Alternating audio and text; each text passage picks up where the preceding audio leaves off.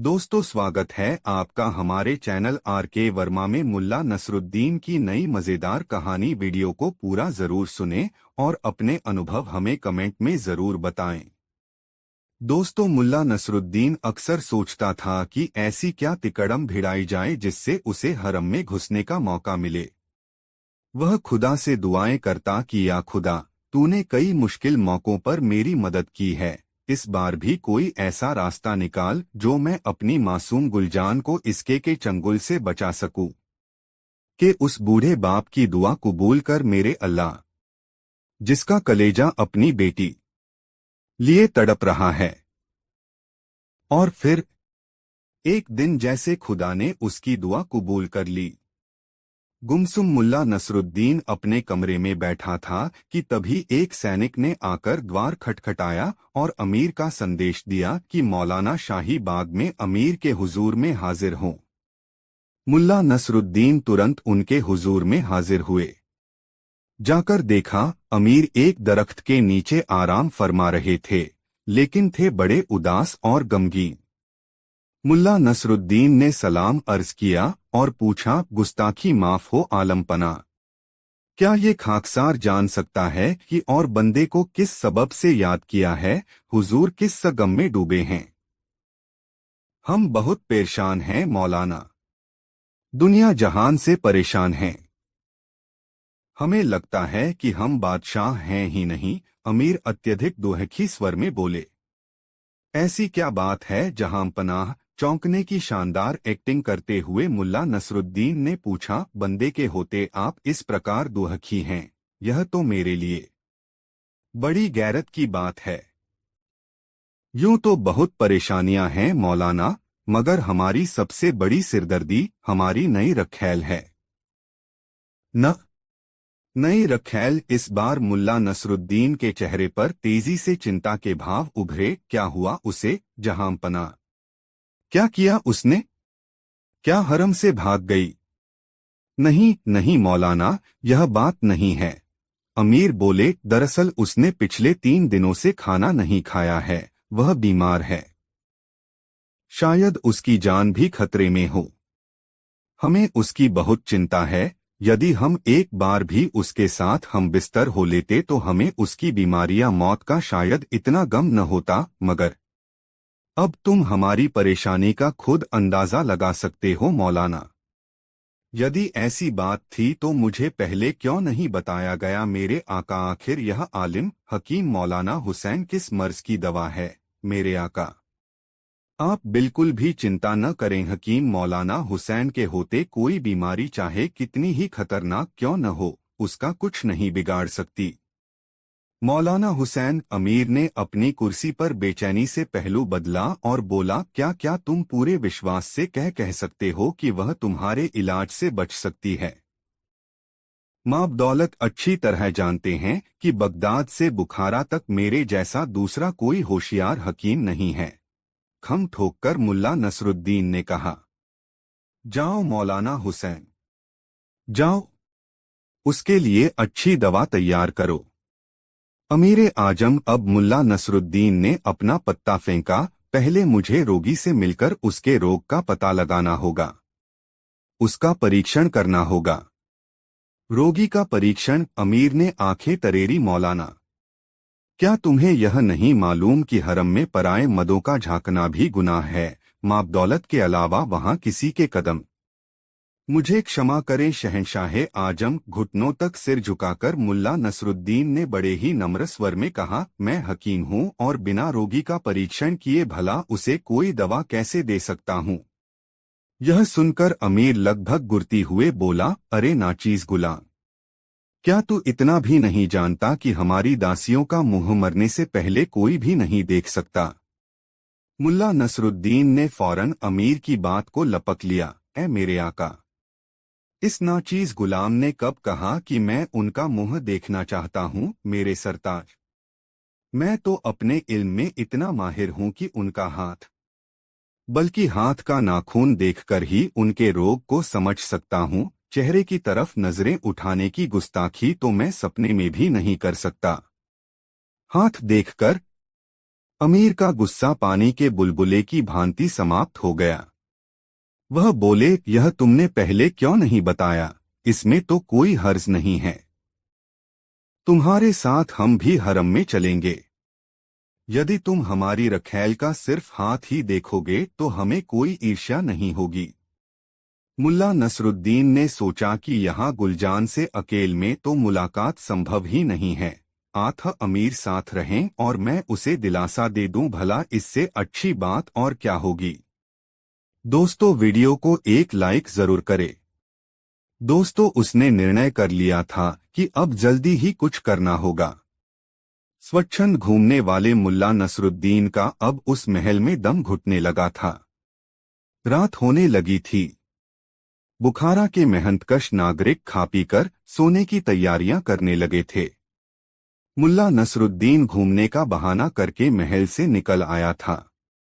बुखारा की गलियों में ठंडक व अंधेरा था। मुल्ला नसरुद्दीन अपने दोस्त अली के चायखाने की ओर चल दिया। रास्ते में उसने शाही शख्स होने के सभी चिन्ह अपनी पोशाक से उतार दिए। अब वह एक साधारण नागरिक की भांति था। द्वार पर दस्तक होते ही अली ने दरवाजा खोला। उसे पहचानते ही गले लगा लिया। फिर उसे लेकर वह गुप्त कक्ष में आ गया। वहां बैठकर मुल्ला नसरुद्दीन ने उसे महल के अंदर घटी सारी घटना बता दी और आगे का प्रोग्राम भी समझा दिया। सारी बात जानने समझने के बाद अली ने, मैं चायखाने में ही गुलजान की प्रतीक्षा में बैठा रहूंगा। तुम्हारे गधे पर हर वक्त जीन कसी रहती है। वह काफी मोटा ताजा हो गया है। गुलजान के लिए भी मैंने एक मर्दाना पोशाक और पगड़ी का बंदोबस्त किया हुआ है। अली उसकी बातें सुनकर मुल्ला नसरुद्दीन बोला, अली, मैं तुम्हारा ये एहसान जीवन भर नहीं भूलूंगा। यह समय इन बातों का नहीं है। मेरे दोस्त लोग केतली से कप में चाय डालते हुए अली ने कहा, चाय पियो और अपने ठिकाने पर पहुंचो। उस कक्ष और चायखाने के बीच पतला सा पर्दा पड़ा था, जिसके इस तरफ अंधेरा होने की वजह से इधर का कुछ भी दिखाई नहीं दे रहा था, मगर दूसरी ओर अर्थात चायखाने की तरफ रोशनी होने के कारण वहां के हर ग्राहक और उसकी एक एक हरकत को देखा जा सकता था। वे दोनों चाय पीने में मशरूफ थे कि तभी चायखाने की तरफ से चेचकरू जासूस की आवाज सुनाई दी। वह वहां मौजूद लोगों से कह रहा था, दोस्तों, जो आदमी मुल्ला नसरुद्दीन के नाम से यहाँ घूमता है वह नकली है। असली मुल्ला नसरुद्दीन तो मैं हूँ। काफी समय पहले मैंने अपनी भूलों का पश्चाताप कर लिया है। मुझे अपनी नापाक भूलों का एहसास हो चुका है। यह सुनकर मुल्ला नसरुद्दीन ने अली को कोहनी मारते हुए कहा, ओह, ये लोग तो ये मान बैठे हैं कि मैंने बुखारा छोड़ दिया है। लगता है भेष बदलकर मुझे इन लोगों को अपनी याद दिलानी ही पड़ेगी। यह कहकर उसने जल्दी से चाय का प्याला खाली किया।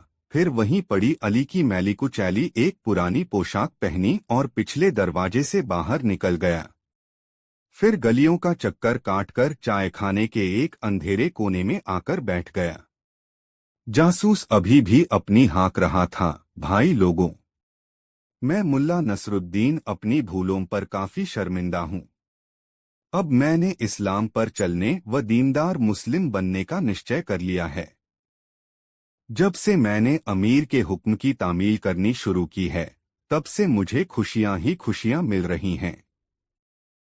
ठीक तभी एक व्यक्ति बोला, ए मुल्ला नसरुद्दीन, लो चाय पियो।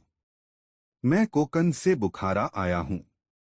मैं तुमसे एक सवाल पूछना चाहता हूं। हाँ हाँ, पूछो भाई, क्या पूछना चाहते हो? यदि मैं नहा रहा हूं व मुअज्जिन की आवाज सुनाई दे तो मैं किस तरफ मुड़ूं? बेशक मक्का की तरफ, जासूस ने कहा। तभी अंधेरे कोने से एक स्वर उभरा, अपने कपड़ों की तरफ। घर तक नंगा जाने से बचने का एक यही उपाय है। यह सुनकर सभी मुंह छिपाकर हंसने लगे। कोने में यह कौन भिखमंगा बड़बड़ा रहा है? क्या मुल्ला नसरुद्दीन से मुकाबला करने का विचार है? मुल्ला नसरुद्दीन के मुकाबले तो मैं कुछ भी नहीं हूँ। वह व्यक्ति पुनः जासूस से मुखातिब हुआ, ए पाक मुल्ला नसरुद्दीन, मैं यह जानना चाहता हूँ कि इस्लाम के मुताबिक मयत में शामिल होने के लिए ताबूत के आगे रहना चाहिए या पीछे। इससे पहले कि जासूस कोई उत्तर दे पाता, कोने से पुनः आवाज आई, यदि तुम खुद ताबूत में नहीं हो तो आगे रहो या पीछे, इससे कोई फर्क नहीं पड़ता। इस उत्तर पर लोग ठहाका लगाकर हंस पड़े। मुल्ला नसरुद्दीन बना जासूस तिलमिलाव बोला, अबे नामुराद, तेरा नाम क्या है? कौन है तू? मैं बहुत देर से तेरी बकबक सुन रहा हूँ, कहीं अपनी जान से हाथ तो धोना नहीं चाहता? फिर वह लोगों की और मुखातिब हुआ, मैं चाहूँ तो इसे एक ही जवाब से चुप कर सकता हूँ, लेकिन यह वक्त गंभीर बातों पर चर्चा करने का है, किसी मूर्ख की छींटाक्षी पर ध्यान देने का नहीं।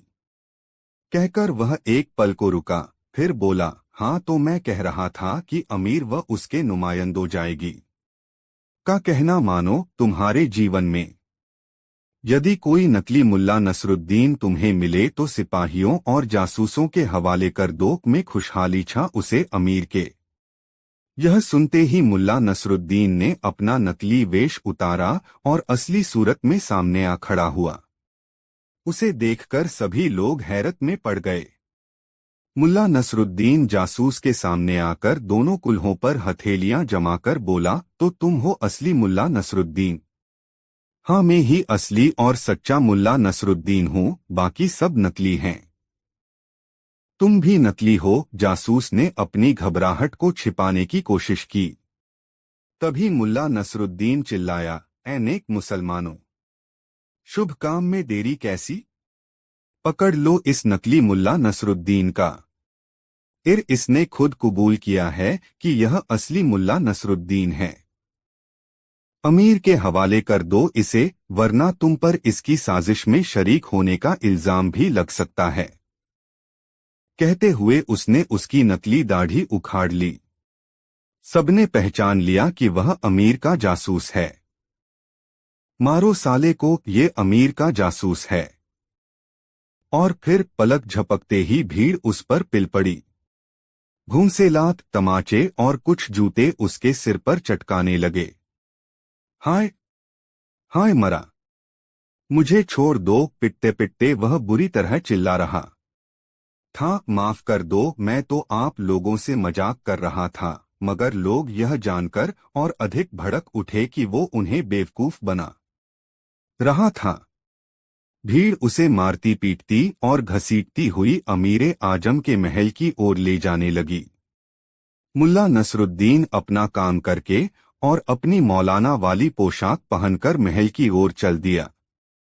मुल्ला नसरुद्दीन ने महल में पहुंचकर देखा कि चेचकरू जासूस जमीन पर पड़ा जख्मी हालत में कराह रहा है।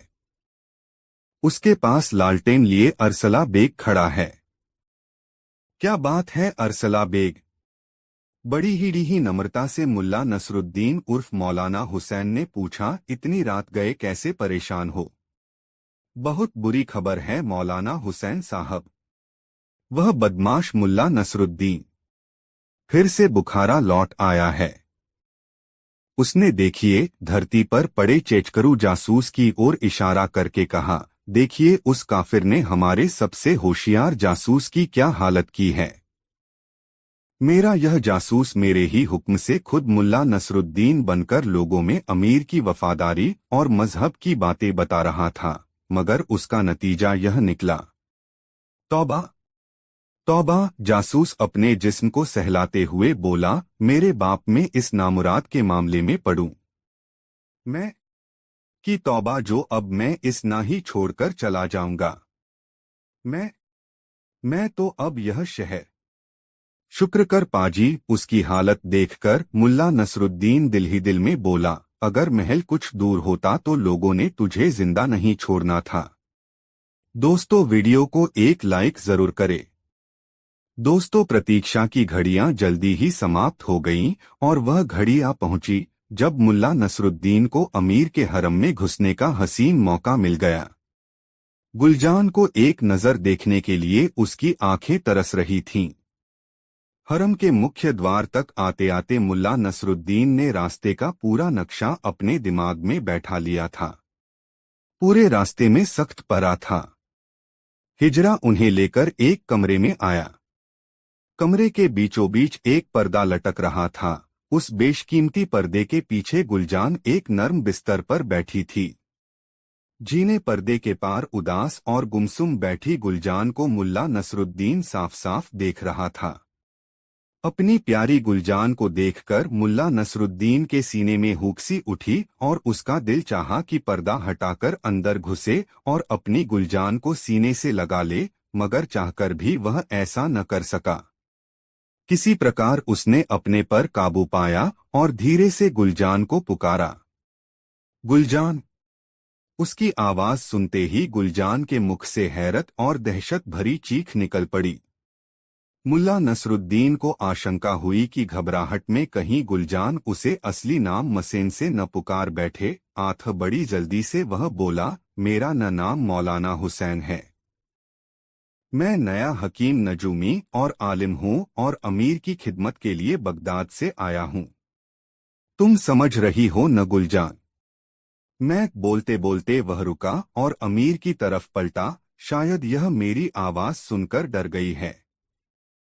हो सकता है कि अमीर आजम की गैर मौजूदगी में इस हिजड़े ने इसके साथ कोई बदसलूकी की हो। अमीर ने क्रोधित नजरों से हिजड़े को घूरा। हिजड़ा कांपता हुआ जमीन तक झुक गया। दहशत के मारे एक शब्द भी उसके हलक से न फूटा। ए गुलजान! मुल्ला नसरुद्दीन पुनः गुलजान से मुखातिब हुआ, तुम्हारे सिर पर मौत का साया मंडरा रहा है, लेकिन विश्वास रखो कि मैं तुम्हें बचा लूंगा। तुम्हें मुझ पर पूरा भरोसा करना चाहिए। मैं हर परेशानी, मुसीबत और रोग पर काबू पा सकता हूँ। मुल्ला नसरुद्दीन की आवाज वह लाखों में पहचान सकती थी। यह जानकर कि मुल्ला नसरुद्दीन उस तक आ पहुंचा है, उसकी खुशी का ठिकाना न रहा। 13 इंच मगर सावधान भी थी। वह जानती थी कि उसकी कोई भी गलत हरकत मुल्ला नसरुद्दीन का सिर कलम करवा सकती है। आंख बड़ी बारीक और धीमी आवाज में वह बोली, मैं आपकी बातें सुन रही हूँ। मैं आपको जानती हूँ तथा आपका विश्वास करती हूँ। ए गुलजान! तुम जरा मुझे अपना हाथ दिखाओ, ताकि मैं तुम्हारे नाखूनों के रंग से तुम्हारी बीमारी का वका कारण जान सकूं। धीरे से रेशम का पर्दा हिला और रुई जैसा नाजुक हाथ बाहर आया। मुल्ला नसरुद्दीन ने धीरे से गुलजान का हाथ थाम लिया। सिर्फ उसका हाथ दबाकर ही सांकेतिक भाषा में वह अपने दिल की बात कह सकता है। वह जानता था कि जब उसने उसका हाथ दबाया तो धीरे से गुलजान ने भी उसका हाथ दबा दिया। मुल्ला नसरुद्दीन के दिल में हुक्सी उठी। वह कोई और भी हरकत कर सकता था यदि अमीर उसके कंधे पर न झुका होता। वह बड़े गौर से एक एक हरकत देख रहा था। मुल्ला नसरुद्दीन को अपने कंधे पर उसके सांस लेने की सरसराहट स्पष्ट सुनाई दे रही थी। मुल्ला नसरुद्दीन ने उसकी छोटी उंगली पकड़ ली और गौर से उसका नाखून देखने लगा। उसने चिंतित दृष्टि से अमीर की ओर देखा और गुलजान से पूछा, कहाँ दर्द है गुलजान? दिल में। वह एक लंबी सांस लेकर बोली, मेरा दिल गम और चाहत से लबरेज है। तुम्हारे गम का कारण क्या है? मैं जिससे मोहब्बत करती हूँ उससे जुदा हूँ। नसरुद्दीन ने अमीर के कान में कहा। यह अमीर आजम की जुदाई मुल्ला नसरू में बीमार है। यह सुनते ही अमीर का चेहरा खिल उठा। गुलजान पुनः बोली, जिसे मैं दिलोजान से चाहती हूँ वह मुझसे जुदा है। मुझे लगता है कि मेरा प्यार मेरे बिल्कुल करीब है, लेकिन न तो मैं उसे गले लगा सकती हूँ और न ही प्यार कर सकती हूँ। हाय! न जाने वह मुबारक घड़ी कब आएगी जब वह प्यार से मुझे अपने गले लगाएगा। मुल्ला नसरुद्दीन ने गहरा आश्चर्य जाहिर किया। या अल्लाह! इतने थोड़े समय में ही शहंशाह ने इनके दिल पर कैसा जादू कर दिया है। वल्लाह! मरहबा! यह सुनकर अमीर की खुशी का कोई ठिकाना न रहा। वह एक जगह खड़े नहीं हो पा रहे थे, बल्कि आस्तीन में मुंह छिपाए पागलों की भांति खींखी करके हंस रहे थे। अमीर की हरकतें देखकर पर्दे के पीछे बैठी गुलजान बड़ी मुश्किल से अपनी हंसी रोक पाई। मुल्ला नसरुद्दीन ने पुनः उसे सांकेतिक भाषा में समझाना शुरू किया। गुलजान, तुम किसी प्रकार की चिंता मत करो, मैं तुम्हें प्रत्येक खतरे से बचा लूंगा। फिलहाल तो अमीरे आजम तुम्हारे करीब नहीं आ सकेंगे, क्योंकि मैंने उन्हें आगाह कर दिया है कि सितारों का आदेश है कि वे किसी औरत का नकाब न उल्टे। लेकिन इसके बावजूद तुम्हारी खुशी का दिन निकट ही है। सितारे धीरे धीरे अपना अंदाज बदल रहे हैं। तुम समझ रही हो न गुलजान? सितारे शीघ्र ही मुबारक होंगे और तुम अपने प्यारे, अपने सपनों के शहजादे की बाहों में होगी। मैं जिस रोज तुम्हें दवा भेजूंगा, उससे अगले रोज तुम्हारी खुशी का दिन होगा। हाँ, दवा पीने के अगले रोज तुम तैयार रहना अपने दामन में खुशियां भरने के लिए। गुलजान से यह खुशी बर्दाश्त नहीं हो पा रही थी। वह कभी रोती कभी हंसती। वह बोली, शुक्रिया ए मौलाना हुसैन, आपका लाख लाख शुक्रिया ए हकीम मौलाना हुसैन। मैं समझ गई कि मेरा प्यार मेरे बिल्कुल नजदीक न है। मुझे लगता है कि उसके और मेरे दिल की धड़कनें एक हो गई हैं। मैं उसके बिना नहीं रह सकूंगी। और फिर उसे समझा बुझाकर मुल्ला नसरुद्दीन और अमीर हरम से वापस लौट आए। दरबार में आकर अमीर ने सोने के सिक्कों से भरी थैलियां मुल्ला को भेंट की। फिर मुल्ला नसरुद्दीन अपने आवास की ओर बढ़ गया। दोस्तों, रात हो गई थी। मुल्ला नसरुद्दीन को इसी क्षण का इंतजार था। वह अपने कक्ष से मिट्टी की एक सुराही लेकर बाहर निकला और सीढ़ियां उतरकर दबे पांव हरम के पहरेदारों तक जा पहुंचा। वह देखो, एक सितारा और टूटा। एक मोटा पहरेदार सिपाही बोला, यदि तुम कहते हो कि सितारे टूटकर जमीन पर गिरते हैं, तो वे जमीन पर पड़े दिखाई क्यों नहीं देते? वे शायद समुद्र में गिर जाते हों, दूसरे ने कहा। तभी मुल्ला नसरुद्दीन ने टोका, ए सिपाहियों, ख्वाजासरा पहरेदार हिजड़े को बुलाओ, मैं अमीर की नई रखैल के लिए दवा लाया हूँ। खबर मिलते ही ख्वाजासरा दौड़ता हुआ आया। उसने बड़ी ही सावधानी से सुराही थाम ली। उसमें सफेद खड़िया का पानी था।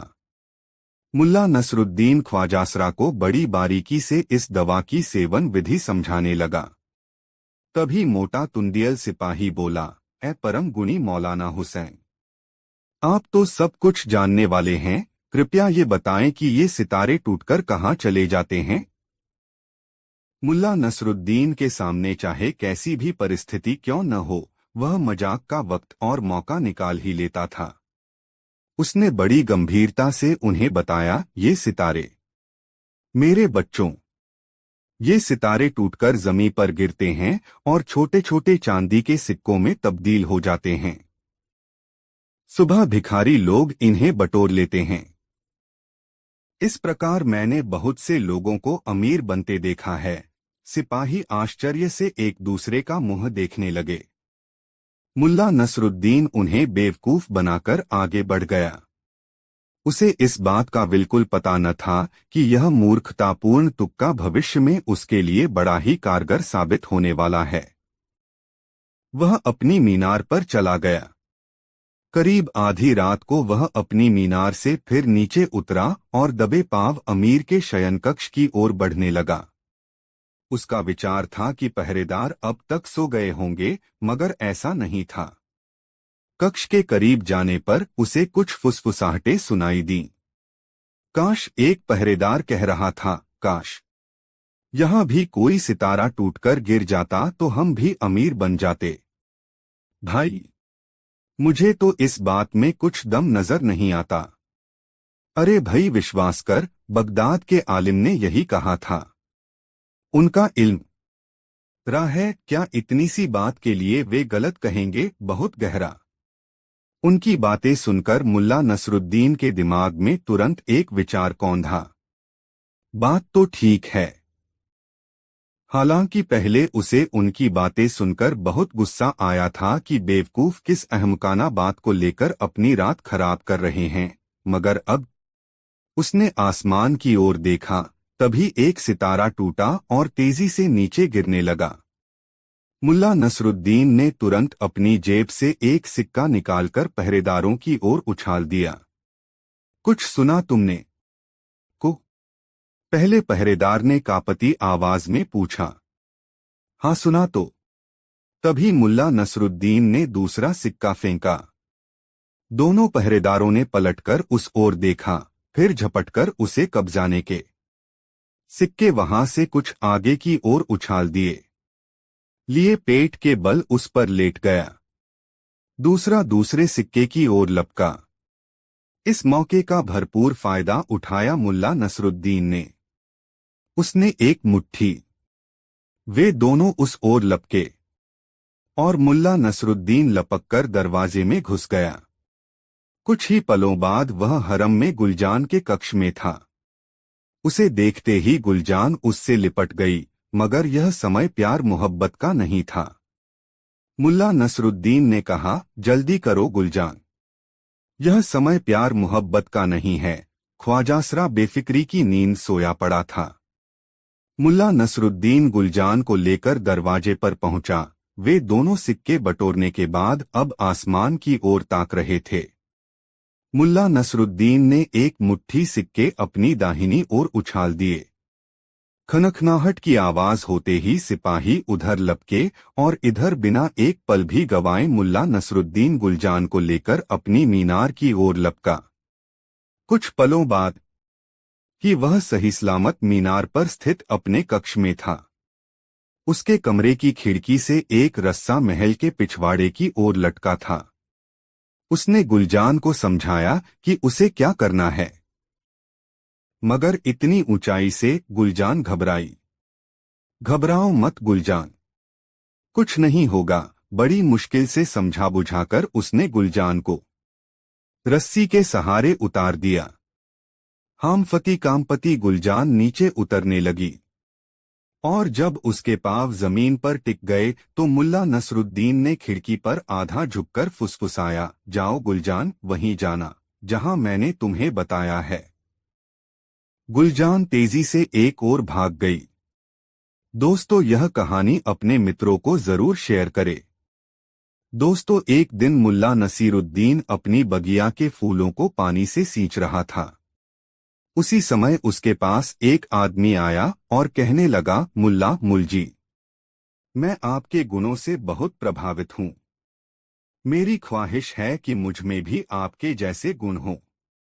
मुझे आप अपना शिष्य बनाकर ऐसे गुर सिखा दें जिससे मेरा जीवन सफल हो जाए।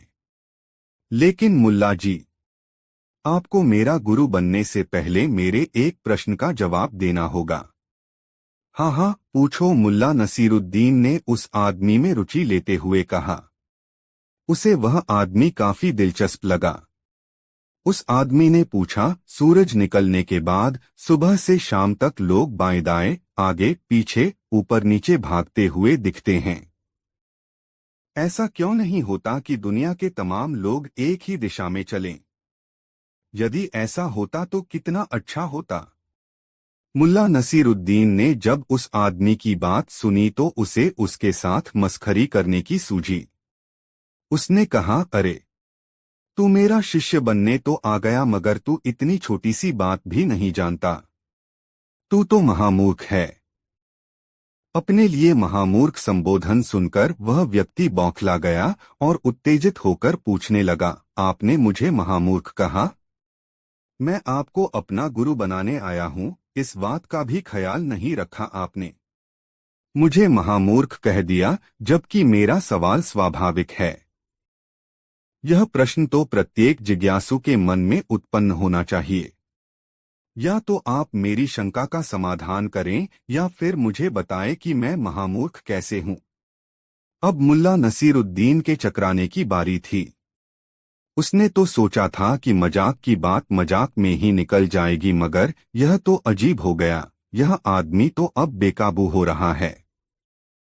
कहाँ तो आया था यह मेरा शिष्य बनने, कहा, अब बिफर कर मुझे ही गुरुता सिखाने लगा है। मन ही मन मुल्ला नसीरुद्दीन उससे निपटने के उपाय सोचने लगा। अचानक उसे कुछ ख्याल आया और उसने आगंतुक से कहा, मुझे जरूरत ही नहीं कि मैं तुम्हें परले दर्जे का बेवकूफ साबित करूं। मूर्खी महामूर्दों को कुछ भी साबित करने पर समझ में नहीं आता है।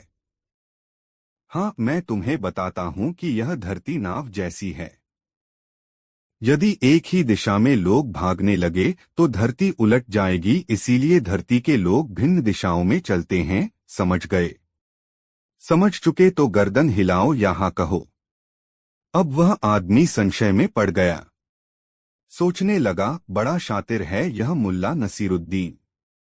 मैं बचपन से पढ़ता आया हूँ कि पृथ्वी गोल है और यह कह रहा है कि धरती नाव की तरह है। अगर कह दूं कि उन्होंने जो कहा मैं समझ गया तो तुरंत यह शख्स मुझसे कहेगा, बेवकूफ, क्या खाक समझ रखते हो? धरती भी कहीं नाव की तरह उलट सकती है।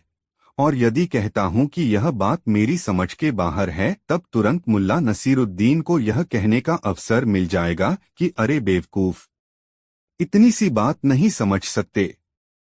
उसे उलझन में देखकर मुल्ला नसीरुद्दीन ने पूछा, क्या हुआ? तुम कुछ कहते क्यों नहीं? वह व्यक्ति बोला, क्या कहूं? समझें तब भी और नहीं समझें तब भी मुझे आप परले दर्जे का बेवकूफ ही कहने वाले हैं। उसकी बात सुनकर मुल्ला नसीरुद्दीन ने हंसकर कहा, सबके सामने जीवन के ऐसे ही सवाल हैं, क्या करोगे? इतना तो मुझे पता चल ही गया कि तुम समझदार हो, इसलिए तुम मेरे शिष्य बन सकते हो। और उस दिन वह व्यक्ति मुल्ला नसीरुद्दीन का शिष्य बन गया। दोस्तों, मुल्ला नसीरुद्दीन के गांव के लोग भोले थे, छलकपट प्रपंच से दूर, खेती करते। खेती के काम के बाद वक्त मिलता तो खुदा की इबादत करते। खुदा के नेक बंदों की सेवा का शऊर उनमें था। गांव में जब कभी भी कोई बाहरी आदमी आता तो उसकी हर तरह से सहायता करते। उनकी ख्वाहिश होती कि जब वह बंदा उनके गांव से लौटे तो अपने लोगों से बताए कि एक गांव ऐसा भी है जहां के लोग बिना किसी स्वार्थ के एक दूसरे की सहायता करते हैं।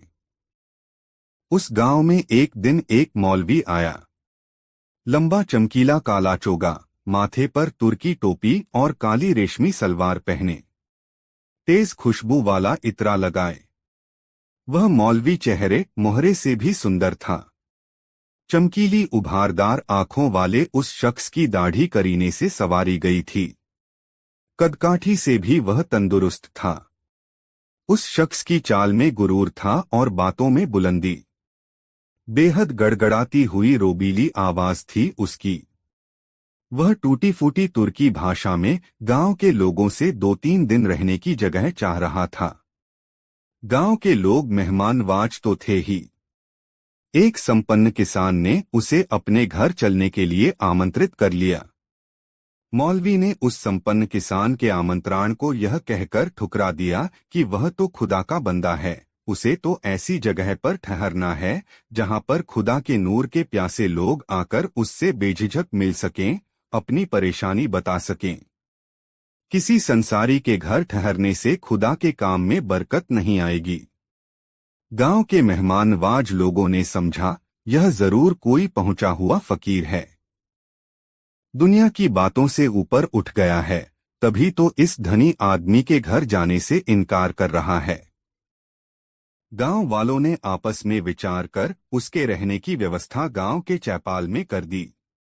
अपने रहने की व्यवस्था को अपने मन के माकूल पाकर मौलवी ने गुंजीली आवाज और अटपटी भाषा में उनके प्रति अपना आभार जताया।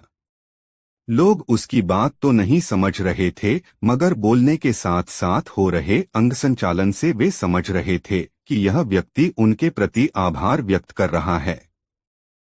फिर उस मौलवी ने बहुत नाटकीय अंदाज से आसमान की तरफ हाथ उठाकर गुंजीली आवाज में कुछ कहा, फिर सजदे में झुक गया। जब वह सजदे से उठा तो ग्रामीणों से मुखातिब होकर टूटी फूटी तुर्की में बोला, परवरदिगार बहुत नरम दिल है। वह सबके गुनाह माफ करता है और जो जहाँ है उसके लिए वहीं उसके लायक भोजन का प्रबंध करता है। वह चींटी से लेकर हाथी तक के भोजन का इंतजाम करता है, मगर कभी उनके पास एहसान जताने नहीं जाता है और न सोचता है कि किसको क्या दे दिया। मौलवी की बात सुनकर गांव के लोग श्रद्धा से भर गए। वाह, कितना पहुंचा हुआ आदमी है! इसकी आंखों की चमक बताती है कि इसने जीवन के रहस्य को समझ लिया है। इसके पास बैठने से कितना सुकून मिलता है। गांव के लोग मौलवी के सामने विनयपूर्वक बोले, जनाब, आप भोजन में क्या पसंद करेंगे? हम लोग आपके लिए आपकी पसंदीदा वस्तु लेकर शाम को पहुंच जाएंगे। आप भोजन करने के बाद हम जाहिलों को थोड़ी ज्ञान की बातें इसी तरह सुनाना ताकि हमारी आत्मा पर बैठी धूल हटे, हम भी ज्ञान के आलोक से दमकें। फिर गांव वालों ने मौलवी से कुछ भेंट स्वीकार करने की गुजारिश भी की। गांव वालों की गुजारिश सुनकर मौलवी ने अपनी गुंजीली आवाज में कहा, मेरी कोई इच्छा नहीं। तुम लोगों की इतनी श्रद्धा है कि मैं नहीं कह पा रहा हूँ। बस अपनी श्रद्धा के मुताबिक जो लाना चाहो ले आना। भोले ग्रामीणों को यह स्वीकृति खुदा की देन जैसी महसूस हुई और वे आपस में बातें करते हुए अपने घरों की तरफ जाने लगे। देखा, इसको कहते हैं लोभ और मोह से मुक्त हो जाना। अरे, पहुंचे हुए लोग खुद के लिए नहीं जीते, उन्हें पाने की कोई कामना नहीं होती, वे देने के लिए पाते हैं। जो जैसा देता है खुदा के घर से वैसा ही पाता है। फिर चर्चा चल पड़ी कि मौलवी के लिए कौन क्या लाएगा। किसी ने कहा कि वह तंदूरी रोटी लाएगा तो किसी ने कहा मुद मुसल्लम। किसी ने शाही हलवा बनवाने की बात कही तो किसी ने शाही पनीर बनवाने का बीड़ा उठाया। ग्रामीण खुश थे कि उन्हें एक पवित्र आत्मा की सेवा करने का मौका मिल रहा है। मुल्ला नसीरुद्दीन उस दिन गांव से बाहर गया हुआ था। शाम को जब वह गांव की गलियों से गुजर रहा था तो उसने महसूस किया कि प्रायः हर घर से पकवानों की खुशबू उठ रही है। वह दिमाग पर जोर डालने लगा, मगर उसे यह याद नहीं हो पाया कि आज कोई त्योहार है। उसने मन ही मन सोचा, आज न तो कोई तीज त्योहार है और न किसी की शादी, फिर क्यों हर घर से पकवानों की खुशबू आ रही है? ऐसा पहले तो कभी नहीं हुआ। यही सोचते हुए वह अपने घर पहुंचा। घर में प्रवेश करते ही उसे अपने घर से भी जाफरानी बिरयानी की खुशबू उमड़ती सी लगी। उसने सोचा, अच्छा तो गांव की हवा हमारे घर में भी फैल चुकी है। चलो देखें माजरा क्या है। वह सीधे रसोई में पहुंचा। जाफरानी सुगंध से रसोई महमह कर रही थी। बिरयानी बनाने में उसकी बेगम इतनी मशगूल थी कि उसे इस बात का एहसास तक नहीं हुआ कि मुल्ला नसीरुद्दीन रसोई में आकर खड़ा हो गया है। अचानक वह कुछ लेने के लिए मुड़ी, तब मुल्ला नसीरुद्दीन को देखकर बैंकी और उसके मुंह से हठात निकला, अरे तुम आ गए, मुझे तो पता ही नहीं चला। उसके तुरंत बाद उसने उत्साहपूर्वक सूचना दी, जानते हो, अपने गांव में खुदा का एक नेक बंदा आया है। सचमुच खुदा का नूर बरसता है उस पर। शरीर और सेहत से मस्त मलंग है वह। किसी का कुछ लेना उसे पसंद नहीं। गांव वालों के सामने ही रहमत मियाँ उसे अपने घर ले जा रहे थे, मगर उसने उनके यहाँ जाने से इनकार कर दिया। कहा, मैं तो खुदा का बंदा हूँ, किसी के घर कैसे ठहर सकता हूँ? मैं तो ऐसी जगह ठहरूंगा जहाँ गरीब से गरीब आदमी भी मुझसे मिल सके। गांव वालों ने उसे चैपाल में ठहराया है, वहाँ कोई भी उससे मिल सकता है। मैं यह बिरयानी उसके लिए ही बना रही हूँ। तो वह किसी से कुछ नहीं लेता और तुम उसके लिए बिरयानी बना रही हो? मुल्ला नसीरुद्दीन ने अपनी बेगम से पूछा। उसकी आवाज में व्यंग्य का पुट था। हाँ सच्ची, उसकी बेगम मासूमियत से बोली। और उस शख्स पर खुदा का नूर बरसता है, मुल्ला नसीरुद्दीन ने पूछा। हाँ, सच्ची, उसी मासूमियत से बेगम ने जवाब दिया। तुमने उसे देखा है? मुल्ला नसीरुद्दीन ने संजीदगी से सवाल किया। नहीं, मैंने नहीं देखा है। मुझे तो नसीरा बेगम ने बताया कि गांव के कई घरों में उसके लिए खाना तैयार हो रहा है। पता नहीं किस खुशकिस्मत के घर का खाना मौलवी साहब कबूल करें, बेगम ने तत्परता से बताया। मुल्ला नसीरुद्दीन ने हंसते हुए कहा, और इसलिए तुम सोने से भी महंगे जाफरान का इस्तेमाल कर उसके लिए बिरयानी बनाने में जुटी हो कि वह खुशकिस्मती तुम्हें हासिल हो जाए, है न? तुम मेरा मजाक क्यों उड़ा रहे हो? मैंने क्या गलत किया? गांव के हर घर से उस पवित्रा आत्मा के लिए कुछ न कुछ पकवान उसके पास जाएगा। अपने घर से न जाता तो अच्छा नहीं लगता न? तुम अभी अपने कपड़े नहीं बदलना। बिरयानी तैयार है, मैं उसके लिए बिरयानी निकाल देती हूँ। मैंने जायके का पूरा ख्याल रखकर यह बिरयानी बनाई है। तुम उसे चौपाल तक ले जाओ और मौलवी साहब को जिमा आओ। गरम गरम बिरयानी से ही सही जायका मिलेगा, बेगम ने मुल्ला नसीरुद्दीन से कहा। मुल्ला नसीरुद्दीन ने भी सोचा, चलो इस बिरयानी के बहाने जरा उस पवित्रा आत्मा को देख आए। बेगम ने बिरयानी निकाली, उसे एक डिब्बे में बंद किया। एक तश्तरी और एक चम्मच के साथ डिब्बे को एक झोले में रखकर मुल्ला नसीरुद्दीन को थमा दिया। मुल्ला नसीरुद्दीन एक हाथ में झोला लिए अपने गधे पर सवार हुआ और पहुंच गया चौपाल। चौपाल के बाहर वह थोड़ी देर तक वहां का रंगढंग देखने के लिए गधे पर बैठा रहा। गांव के लोग आते, चौपाल में ठहरे मौलवी को अपने घर से लाया पकवान देते, और वह मौलवी न जाने किस भाषा में धारा प्रवाह कुछ बोलने लगता। बोलने के दौरान वह अपनी बड़ी बड़ी आंखों से आसमान की ओर देखता। उसके चेहरे पर रहस्यमय मुस्कान खेलने लगती और वह अपनी दोनों भुजाएं फैलाकर टूटी फूटी तुर्की भाषा में बोलता, खुदा बहुत रहमदिल है। वह सबके लिए सोचता है।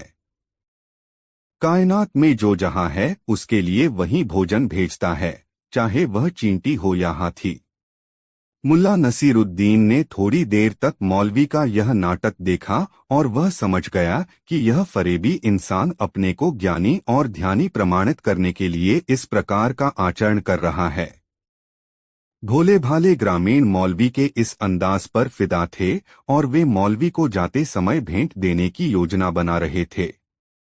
चूंकि मुल्ला नसीरुद्दीन को वे लोग एक समझदार आदमी मानते थे, लोगों ने उसे वहां देखकर घेर लिया और उससे पूछने लगे, मुल्ला साहब हमें बताइए, इस पवित्रा आत्मा को हम लोग मिलकर ऐसी कौन सी भेंट दें कि इन्हें यहाँ से जाने के बाद भी हमारी याद बनी रहे। जिस समय ग्रामीण मुल्ला से ये बातें कर रहे थे, ठीक उसी समय किसी ग्रामीण के द्वारा दिया पकवान स्वीकार करते हुए मौलवी ने टूटी फूटी तुर्की में जोर से कहा, तू यहाँ देता है और तेरा दिया वहाँ जमा होता है। वहाँ कहते समय मौलवी ने अपनी एक उंगली आसमान की तरफ उठा दी। मौलवी के इसी अंदाज पर मुल्ला नसरुद्दीन को वह नौटंकीबाज और धूर्त लगा था।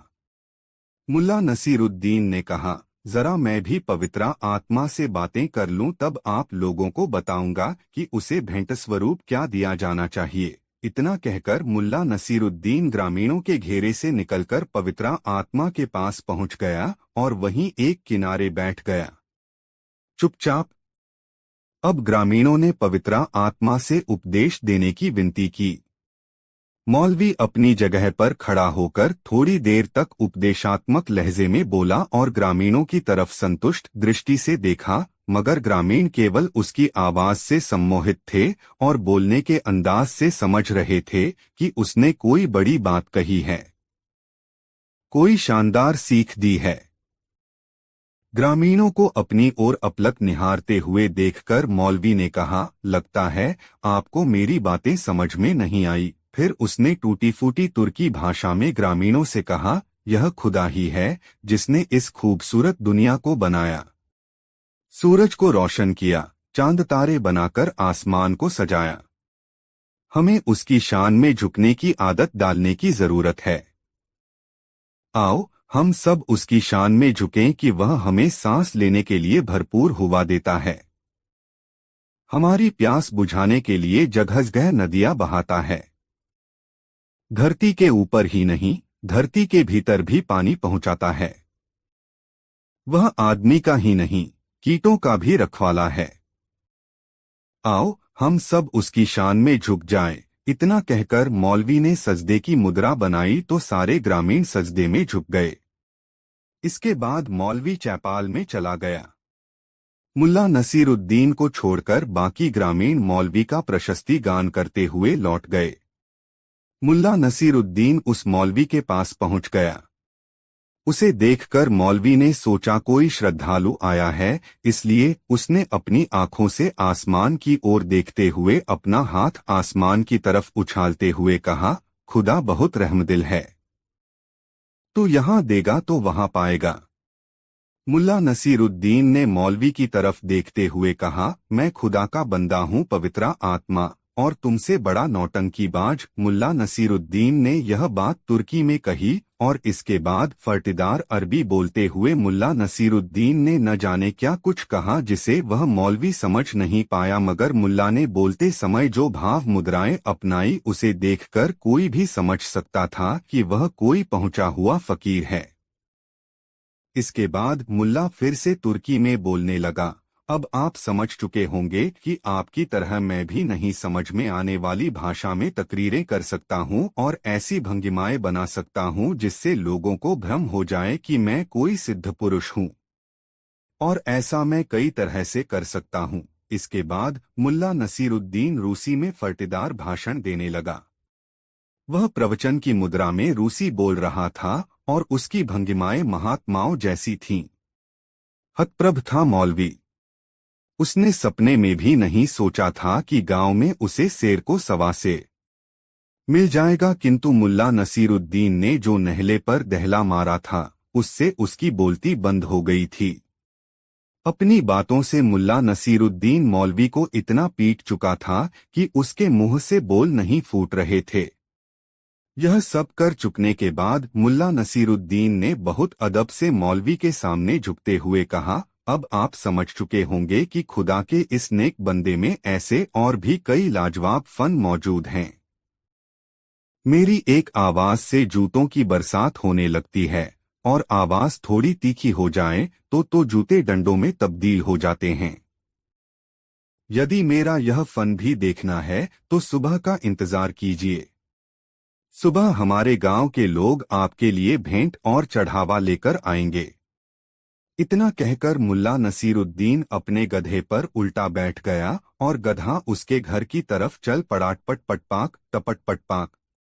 गधा मौलवी से दूर होता जा रहा था और मौलवी की तरफ मुंह किए गधे पर बैठा मुल्ला नसीरुद्दीन हाथ हिलाता जा रहा था। मौलवी उसे अपलक देख रहा था। दूसरे दिन जब ग्रामीण उस पवित्रा आत्मा के दर्शन के लिए आए तो पाया कि चौपाल सूना पड़ा है। मौलवी का कहीं कोई अतापता नहीं है। वह तो पोल खुल जाने के भय से रात को ही उड़नछू हो गया था। दोस्तों, यह कहानी आपको कैसी लगी कमेंट में जरूर बताएं। ऐसी और नई मजेदार कहानी सुनने के लिए हमारे चैनल आरके वर्मा को सब्सक्राइब जरूर करें। यह वीडियो अपने मित्रों को जरूर शेयर करें। वीडियो देखने के लिए धन्यवाद।